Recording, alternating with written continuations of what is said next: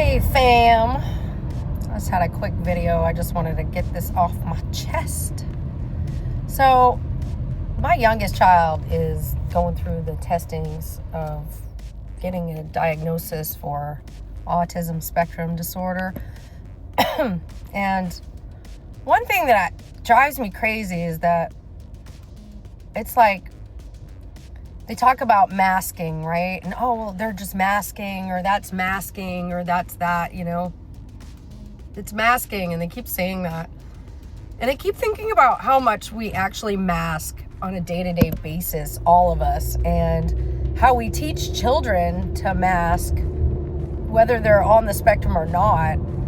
You know, at a certain point, you tell your child, well, you know, that's good and cute and all, but you're going to have to act a little more adult today, or you're going to have to act proper when you do this, or when we go to church, you don't act like that. You know what I mean? Even though they just want to be themselves and they just want to be, you know, the happy, carefree, lucky kid that they are, there are times when you have to tell your children, oh, I'm sorry, but you're going to have to act differently than you want to. And isn't that masking? So, I mean, we're teaching them masking no matter what. So, it weighs heavy on my heart when I have to tell my son, no masking, or you're going to have to mask up today and act like this today. And like today, he's got a speech therapy appointment where he's having an evaluation. And you know, normally he'll go in and he'll clown around because he's got a really crazy sense of humor that we all enjoy. And, you know, he'll be like, I'm Luke Davidson today, or I'm Dream. And he'll just pretend he's a YouTuber that he loves. And he likes to act out scenes and stuff like that. And if you know him, then you find it cute and endearing and you expect it. But if you don't know him, then it can be a little confusing. And I've told him this, and everybody's told him this, and his teachers have told him this, but you kind of have to act accordingly, right? So if we are, adjusting my speed. If we are going to this evaluation, I'm going to have to tell him, well, you know, today, let's not play the make-believe games that we normally do, because you're not going to be with the same teacher today. You're going to be with an evaluator. And that's good and fine, but we don't want, you know, to set the wrong impression. I feel like I'm teaching him to mask when I tell him how to act. And when I tell him, oh, well, today we're going to have to act a certain way. And, you know, that's just how it is because we're with an evaluator, or that's just how it is because we're in a restaurant, or that's just how it is because we're flying on this airplane. And, you know, no matter what the reason is, I am still telling him to act differently than he would normally act. And I just wonder, you know, is that detrimental to these kids, or, you know, is it just part of life? And it's just so much about masking that I agree with and I disagree with at the same time. So, I don't know. I just kind of wanted to get it out there and see what anybody else thought, or if anybody else is going through this. I've gone through one round of it, and we have to go back and do it again. They basically blew us off with speech therapy, and it's working. It's helping a little bit, but basically it's just teaching him to mask. And so I'm just not sure what the best way is.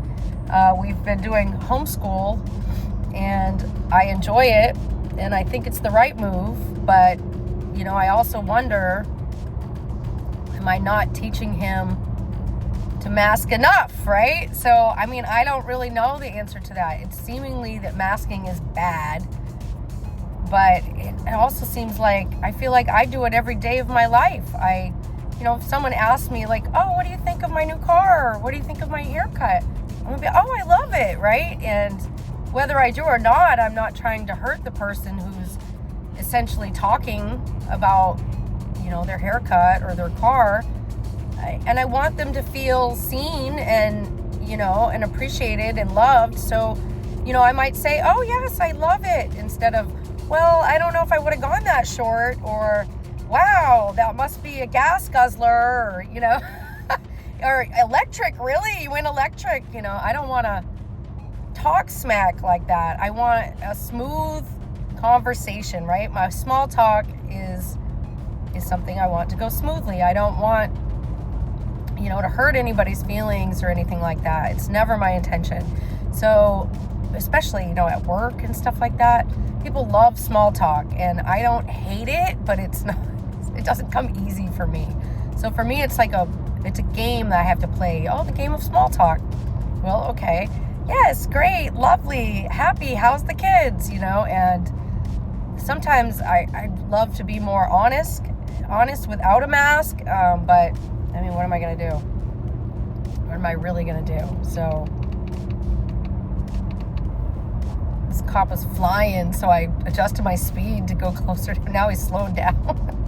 So anyway, I just wanted to talk about the masking, and I just don't have a lot of experience with it, and my oldest didn't really go through the same thing, so this is a whole new route for me to learn about masking, to learn about ASD, and the whole thing. It's very challenging. I'm blessed, though. I feel thankful for it, because this is stuff I never would have learned, and so I'm able to expand what I know and learn more about people and, people on the spectrum. And it's a beautiful experience, because some people I've met on the spectrum are like the smartest people I know. It's super genius, and I love it. And every time I've met someone who I could communicate with properly, they have shown me like this side that I'm just blown away. Like, my youngest son could read at a really early age and at a very high level, and he never had to be taught to read or write, and it's just something that comes naturally to him. Now, does he have the best handwriting? No, but he was never taught any of it, and I don't know how he learned it. How would he ever read handwriting? It's not like typed books or in handwriting, and it's not like he sits around looking at handwriting samples. He's never gone to school for handwriting, so it's just insane. I can't believe the things he knows. It blows my mind every single day. He can memorize things that I could never. And so his brain is just so different and so wonderful and unique.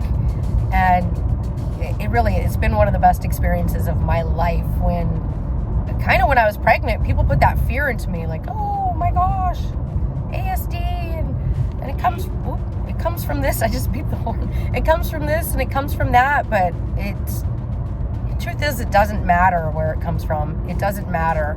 We just need to learn how to deal with it. And maybe we're all on the spectrum a little bit, and if we all kind of accept that, the world might just be a better place. You know what I mean? Like, neurodivergent doesn't mean you're like, bad off or anything. Neurodivergent does not mean you're disabled, in my opinion. It almost means like it's like a different sect, like just a different brain sect. Like, the brain works differently, just like a left-handed person and a right-handed person. They're not going to use the can opener the same way. So I've enjoyed this journey, and I can't wait for more. So I don't know about you, if you're in the same boat, or if you're learning as well, or if this interests you at all. Leave a comment down below.